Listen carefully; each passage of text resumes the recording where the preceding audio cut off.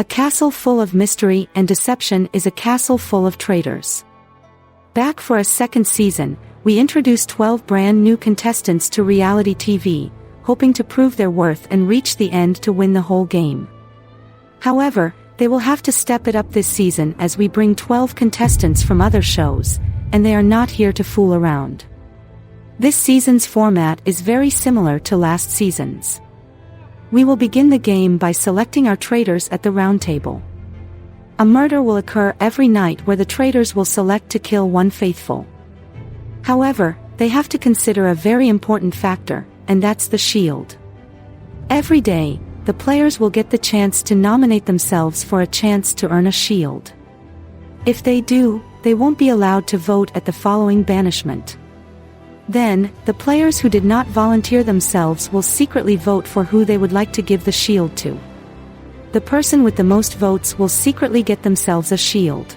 However, if the vote ties, nobody gets a shield. The decision to gun for the shield could also be a bad move, since every day before the murder, the players will vote to banish a player from the game. This is the faithful's only chance to get a traitor out. If the faithful get out enough traitors, the remaining traitors will get one, and only one opportunity this whole season to recruit a new member. If all traitors are dead, a new traitor will rise through a special task given to all the remaining faithful. It's about time we learn who the 24 contestants are, starting with the brand new players. In the first batch, we have James, Kira, Pablo, and Haley, and they all make their way to the banishment room. In confessional with James, he reveals that he's a nurse, so saving lives is part of his everyday work. Being in such a murderous environment definitely feels strange since he can't really save people in this game, but it would be even more strange if he became a traitor. Of course, he'd love to be one though since he can easily play it off like he'd never have the heart to murder other faithful. With the 4 players settling into the banishment room, Pablo reveals in confessional that he plans to play this game one step at a time.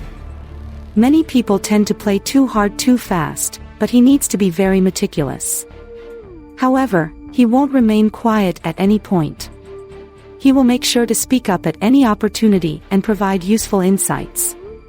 The next 4 to run towards the castle are Sasha, Amira, Zach, and Krael, and in Sasha's confessional, she says that before coming onto the show, her mother told her one thing, and that's to play as dirty as possible. You only get one opportunity to play this game, so she needs to make it count. She will backstab, betray, and more, anything to progress further into the game. In another confessional with Krael, he says that he's really good at reading people. That's because he was actually part of the Season 1 production team, so he has a lot of knowledge when it comes to casting. Right off the bat, he can tell Sasha was casted to be a very out-there personality, while Zach and Amira seem very reserved.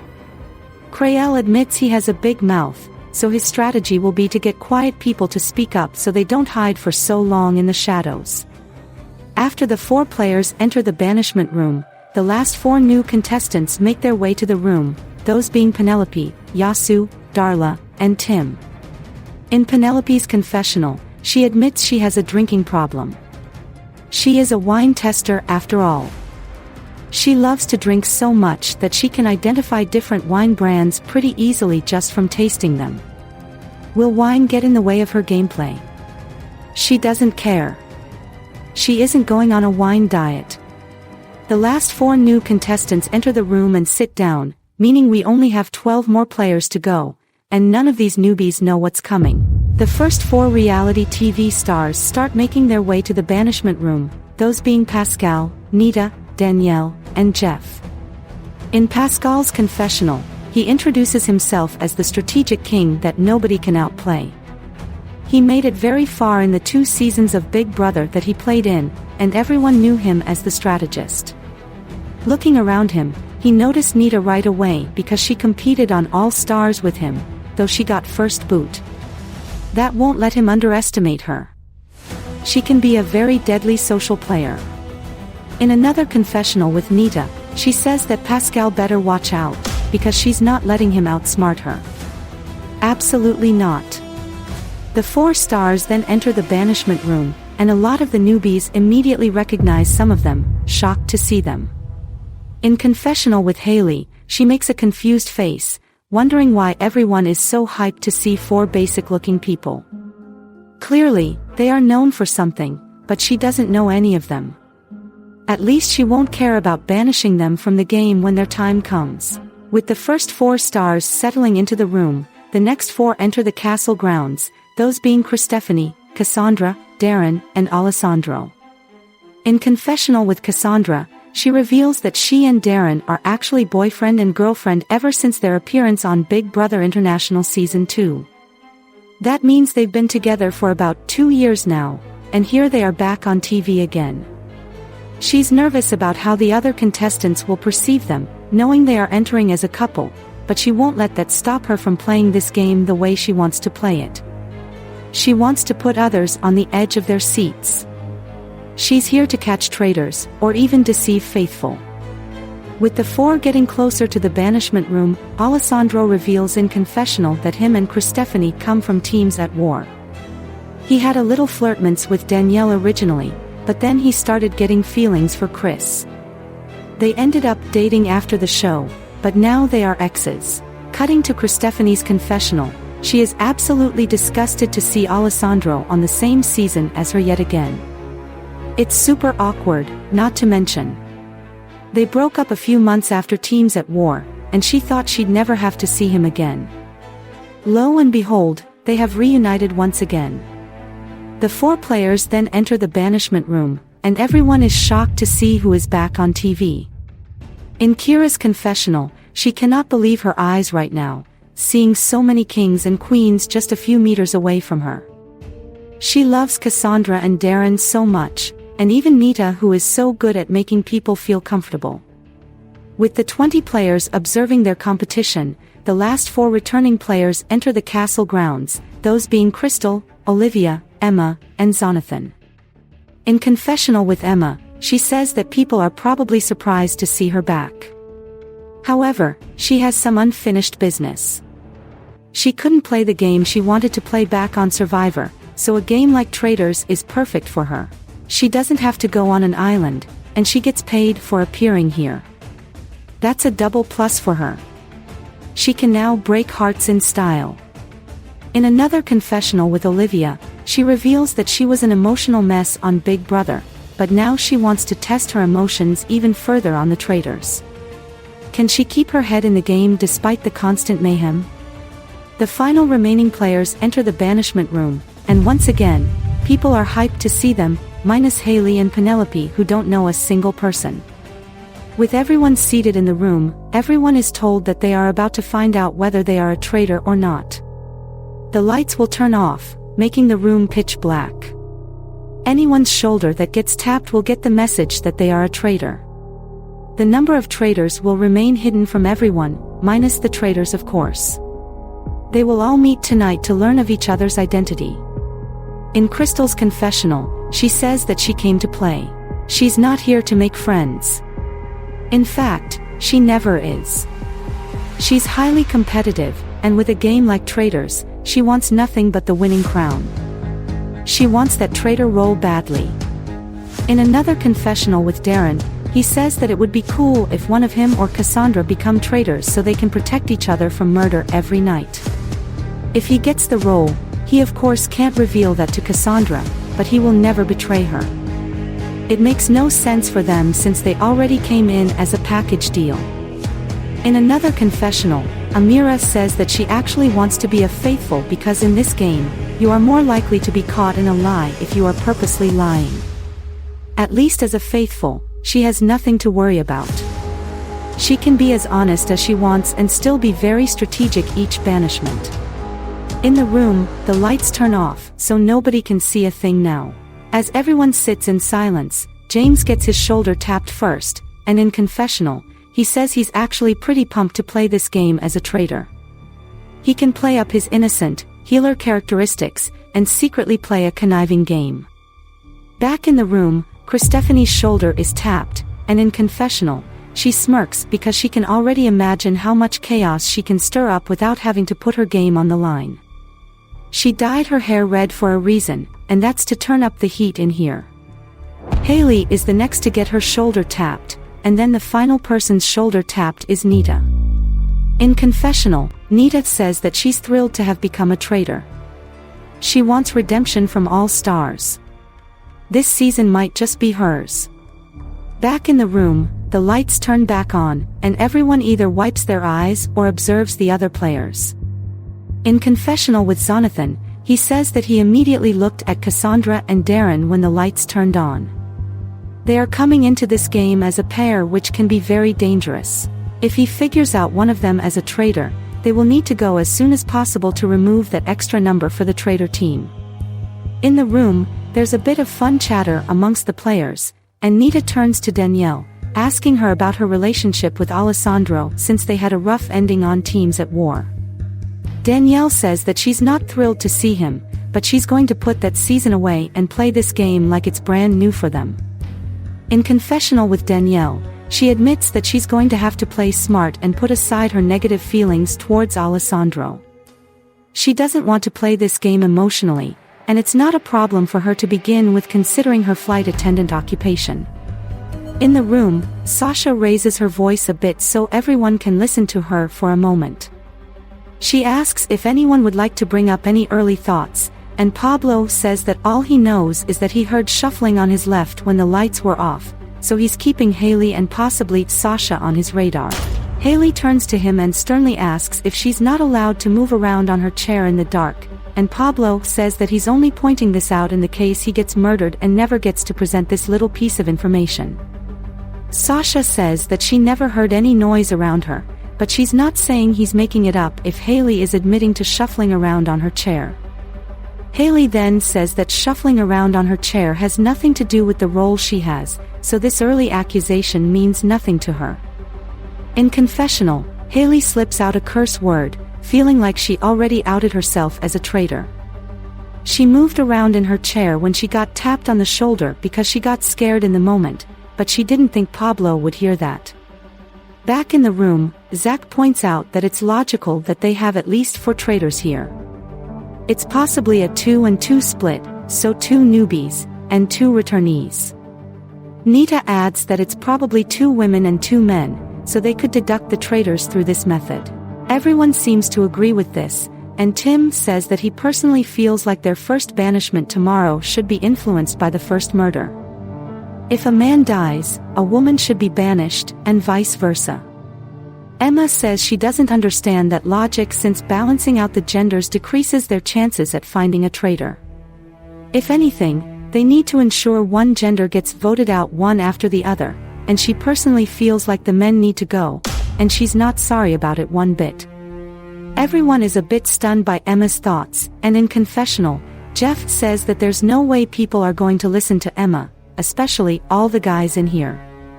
There's clearly 2 more women than men on the cast, but that requires all the women to agree to Emma's plan, and he doesn't think every single one of them will follow through with it.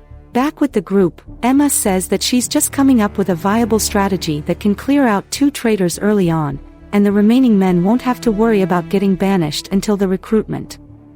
In confessional, Emma says that she's a logical thinker. Maybe some people will look at her crazy, but perhaps it's for the better since it means the traitors will want to keep her around. It's a win for her either way since she's on a cast where the women take the majority by default. As the players now get to explore the castle grounds, there's a conversation between Emma, Christephanie, Olivia, and Nita, and Emma tells the women that they need to stick together, especially being the reality star women in the castle. In confessional, Emma says that she only recognizes Christephanie and Nita from this cast.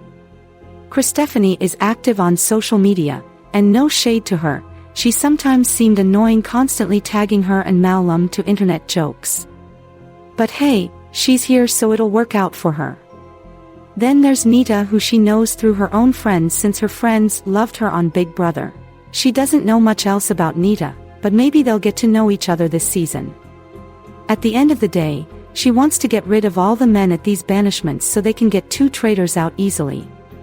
After that, they can focus on the women. Back with the group, Nita says that she doesn't feel like it's fair to use this gendered strategy.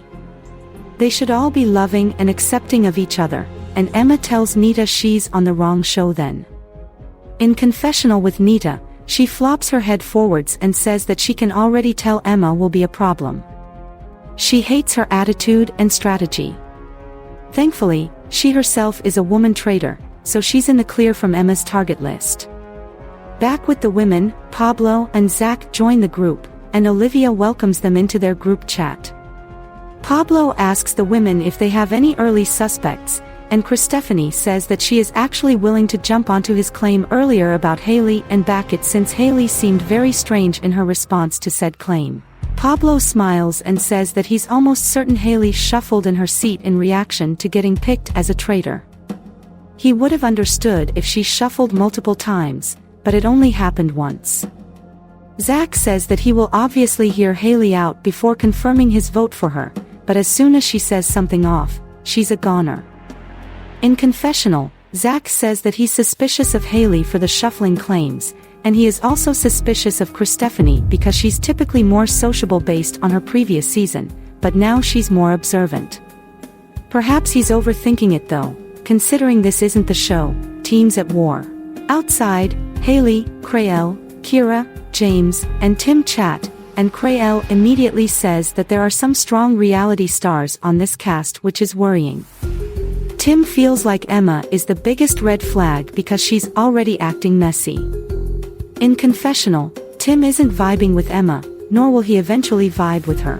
She's giving off a bad first impression. He isn't onto her as a traitor though. Instead, he's unsure how to feel about Haley and Pablo, considering what happened at the table earlier.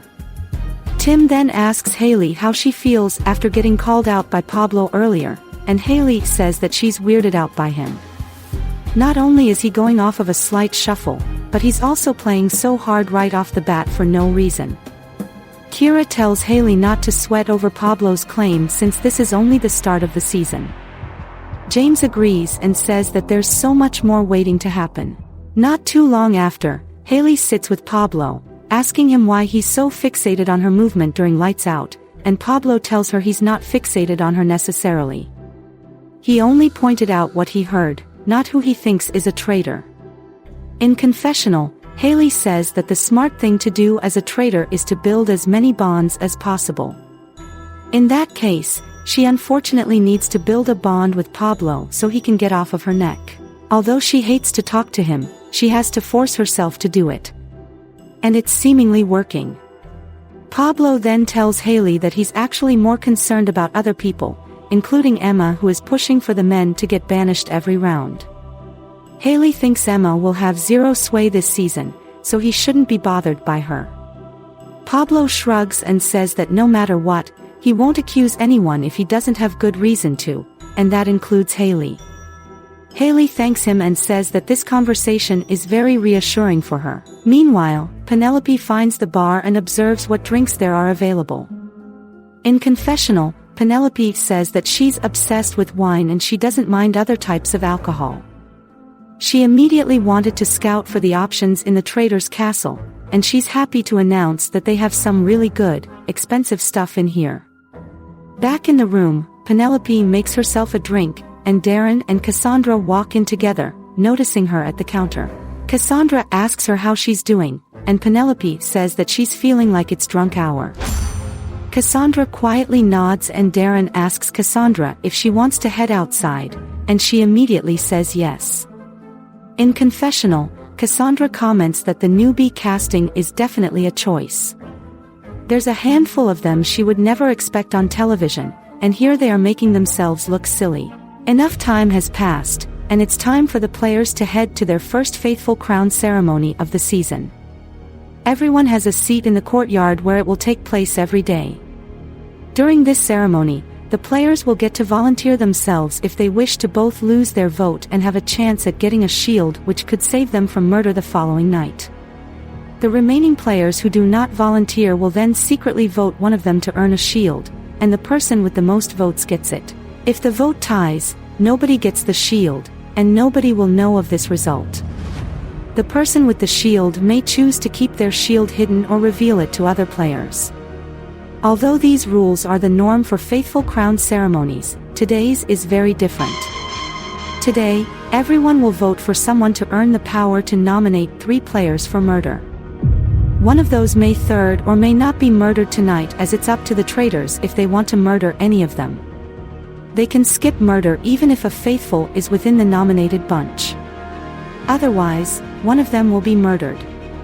In confessional, Danielle says that they are all basically picking a player they trust would not pick them for possible murder. It's hard to know who to trust based off of day 1 impressions, but she's willing to take her chances with Christephanie because they share the same dislike for Alessandro in some sense. In another confessional, Amira says that she would like to vote Pablo for this power because he's already building a case against Haley seemingly. Therefore, that's one person confirmed to be nominated, leaving only 2 options for him that are more unknown.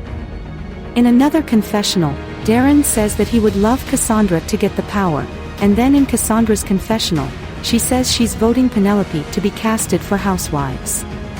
Jokes aside, she wants Darren to get that power for very obvious reasons. In a confessional with Nita, she says that she wants to ensure the reality stars don't get too much power.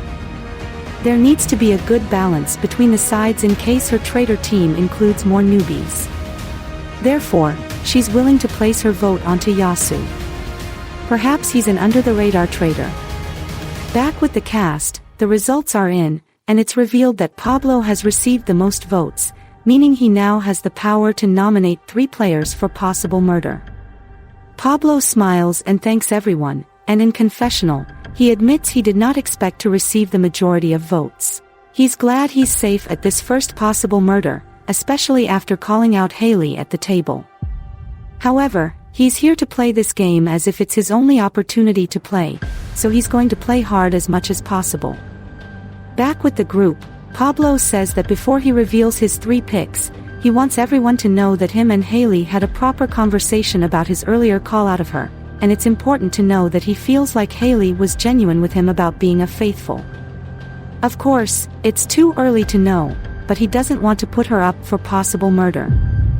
Instead, he's picking 3 people he either doesn't know that well, or can't fully trust. His 3 nominations in no particular order are Darren, Tim, and Zach. Darren immediately breathes out from his nerves, and Zach makes a confused face, publicly telling Pablo that he now regrets voting him for this power.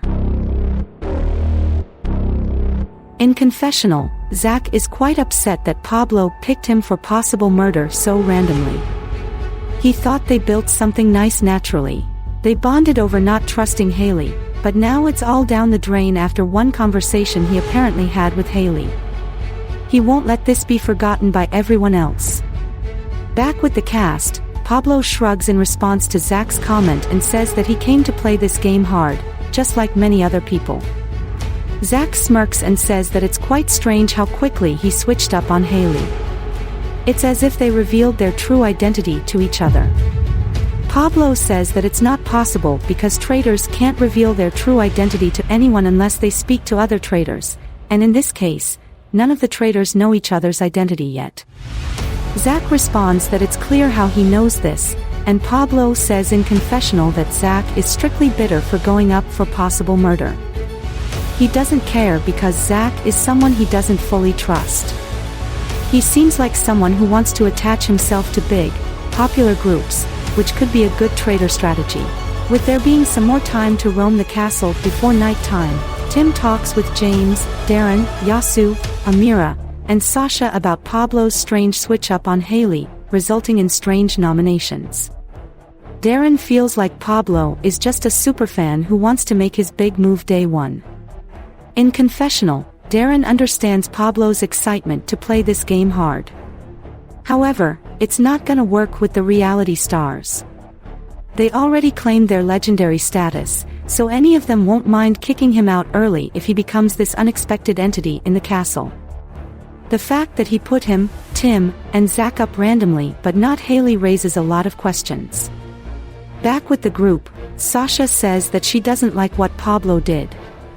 He should have put Haley up, considering how confident he was that she shuffled during the picking of traitors.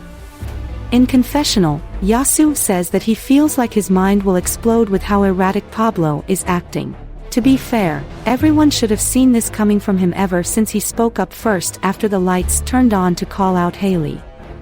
James tells Tim and Darren that they at least still have a chance to survive if the traitors choose not to kill, but Tim says that there's no way this cast will ever refuse a murder. In confessional, Tim says that this cast is super spicy, one that thrives in chaos. He therefore assumes someone will be murdered from the 3 nominated guys, so hopefully it's not him. Hopefully it's Darren to cut this pre-existing relationship in the castle with Cassandra. On the other side of things, Christephanie and Danielle bond over their dislike of Alessandro. Danielle wishes Alessandro got picked for possible murder over Darren, but she can't always get what she wants, it seems.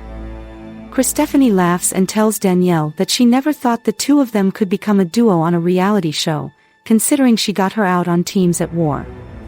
Danielle tells Christephanie that she doesn't hold any hard feelings and is moving past their past season beef. They can bond over their dislike of Alessandro now. In confessional, Christephanie likes what she's building with Danielle. This little alliance is great early on because any information given to Danielle might come back to her. If Alessandro goes for either of his exes, he'll be toast in a matter of hours. Danielle asks Christephanie what she thinks about this cast, and Christephanie says that she likes basically all of the reality stars minus Alessandro. She especially likes Nita. Danielle says she loves Nita too, and even adds Olivia as one of the more sane reality stars in here so far. Christephanie then says that out of all the newbies, she likes Yasu and Amira the most because they don't seem like the types to stay newbie strong. Perhaps that could benefit the reality stars if they all decide to come together. Danielle agrees, and in confessional, she says that she enjoys having Christephanie in here with her. The two of them have a great thing going so far, so she hopes they can both stay alive in this game and dominate as a great secret duo. As the moon starts to rise, the players say goodnight to one another as they head to bed. Tim hugs Zach, wishing him luck tonight. He admits he hopes neither of them go as it would be a shame for a newbie to go first. Zach says the same, and in confessional, Zach hopes he stays for round 2 so he can officially get back at Pablo for what he did to him today. If you betray Zach, you won't like what's coming for you afterwards. In another room, Cassandra kisses Darren goodnight, and Darren tells her not to stress. She begins to seem emotional and Darren hugs her, trying to calm her down. In confessional, Cassandra says that she can't lose Darren on day 1. She wanted to play this game with him, not without him. They will work better together rather than alone. It's officially the first night of the game, and James enters a room with a book in it. He reads the Traitors' Oath, learning that he's to always conceal the identity of the traitors. Anytime he throws a traitor under the bus, he cannot risk revealing his own role. James signs the page and puts on his cloak. In confessional, James says that he's ready to play this game dirty. People are already getting called out so soon into the game, so he's ready to continue to stir this brewing pot of insanity. Christephanie enters the room next, and she signs the page and puts her cloak on, asking the traitors' gods to bless her with as much luck as possible. Haley enters the room next, and she says out loud that she would just quit if she could because she's already so stressed, but she'll just go with it and sign the page. She then puts on her cloak and heads off. Nita enters the room last, and she grins as she signs the oath. She puts on her cloak, and in confessional, she says that it's officially time for the traitors to meet, and she cannot wait to see who they are. Inside the traitor turret, all 4 traitors stand around the room in front of a giant hole ahead of them. They are then asked to unveil their cloaks, and they do so. They are all in shock to see each other, and Nita says she's in disbelief that she's seeing Christephanie right now. Christephanie says the same about her and James. James says that he's honored to be teamed up with the two of them since they are two of the strongest from the reality stars. Haley sarcastically thanks the 3 of them for being inclusive, and Christephanie says that they are just under the assumption that people are onto her as a traitor. Haley rolls her eyes and says that she literally convinced Pablo to trust her. James breaks up any possible drama from starting and asks the three what they think about the nominated players for possible murder. Nita says that it's great seeing the chaos come from this twist. Pablo is suddenly playing like he's cracked, and now Zach is coming out of his humble shell, willing to drag Pablo through the mud. Haley raises her hand and says he's also gonna try dragging her with Pablo. Stephanie tells Haley not to worry since Zach likely won't have much sway anyway. Haley says they can murder him in that case, but Nita says they should keep their options open for now. She's looking at Tim as a huge influence for the newbie faithful side. James agrees and says he's a bit worried of Tim. However, he's more concerned about the romance in the castle, and he's obviously referring to Darren and Cassandra. If they can break that up, that's one less pre-made alliance in the game. Stephanie agrees that Darren and Cassandra can either be a double threat or a double shield. It's hard to tell this early on because barely anyone has come out with their opinion on the cast so far. In confessional with James, he reveals that it's clear Haley wants Zach out for her own game, but him going doesn't benefit the other three traitors. He's personally leaning towards getting Darren out, but Tim is also a good murder option. Maybe they'll end up murdering Zach to keep Haley from exposing the other traitors during her downfall round. All he knows is that someone will be murdered tonight. Back with the traitors, they write down the name of the person they are murdering, and throw the scroll into the hole ahead. Nita wishes the team luck, and they all wish luck back. Then, they are all suddenly surprised as another scroll falls from above, hitting James in the head.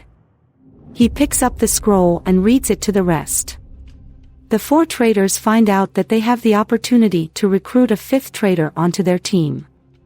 Whoever they choose will be notified tomorrow morning in secret, but they won't meet with the other traitors until the next night. The four traitors are in shock, and in confessional, Stephanie is really stunned by this twist. She never expected there to be 5 traitors this season, but here they are. She doesn't know how they'll pick their fifth traitor, but she hopes it's someone from the reality star's side. If not, the newbie traitors might team up against her and Nita. She needs to make sure a reality star gets recruited tonight.